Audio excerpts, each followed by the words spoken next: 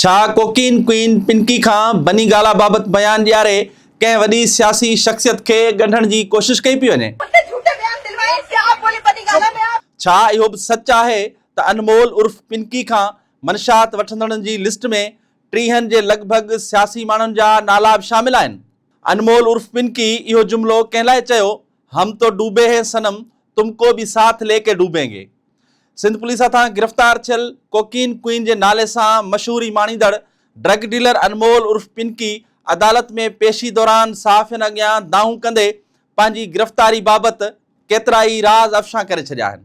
अनमोल उर्फ पिंकी जेका पहिरें ॾींहुं वॾे रोब ऐं दबदबे सां अदालत में पेश थी हुई, पर अॼु जॾहिं हुनखे वधीक रिमांड लाइ अदालत में आंदो वियो त हुन अदालत जे अहाते में सहाफ़ियुनि सां ॻाल्हाईंदे पहिरियों भेरो चुप जो रोज़ो टोड़े छॾियो। पहिरें ॾींहुं हशाश बशाश नज़र ईंदड़ अनमोल उर्फ पिंकी अॼु काफ़ी घबरायल हुई ऐं हुन रड़ियूं कंदे सहाफ़ियुनि खे ॿुधायो त बनी गाला बाबति कूड़ो बयान ॾियारण लाइ मूं ते दॿाउ विधो पियो वञे।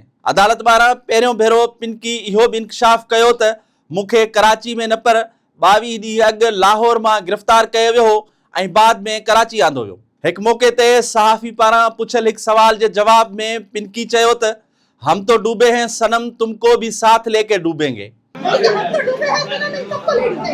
सोशल मीडिया ते पिंकी जे ॻाल्हायल इन जुमिले ते बहस छिड़ी पियो आहे त पिंकी आख़िर इहो जुमिलो कंहिं लाइ ॻाल्हायो आहे ऐं इहो ख़ामोश पैगाम कंहिंजे लाइ आहे।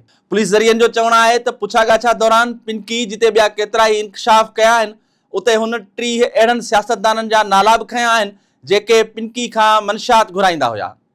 अहिड़ी ॻाल्हि सिंध असेंबली जे गुज़िरियल ॾींहं वारे इजलास में सीनियर सूबाई वज़ीर शर्जील इनाम मेमण बि कई हुई त पिंकी खां मनशात वठंदड़नि जी लिस्ट में मुखालिफ़ धुर जा मेंबर, शोबिज़ सां ताल्लुक़ रखंदड़ स्टार्स ऐं अदाकारनि समेत डिघी लिस्ट शामिल आहे। आज जिस हमारे ऑपोजिशन लीडर ने बात की, शायद उधर से भी नाम कुछ हो, कुछ कल आए थे, कुछ और भी हैं। सूबाई घर वज़ीर ज़िया लंजार बि ऐवान में ॻाल्हाईंदे चयो त जेकॾहिं स्पीकर इजाज़त ॾिए त हिन केस में जन जा नाला आहिनि उहे ॿुधाइण लाइ तयारु आहियूं।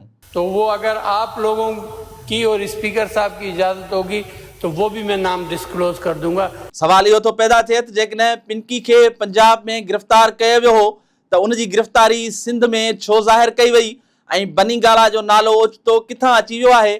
छा बनी गाला जो नालो रुॻो इतफ़ाक़ आहे या कंहिं वॾी सियासी रांदि जो इशारो आहे?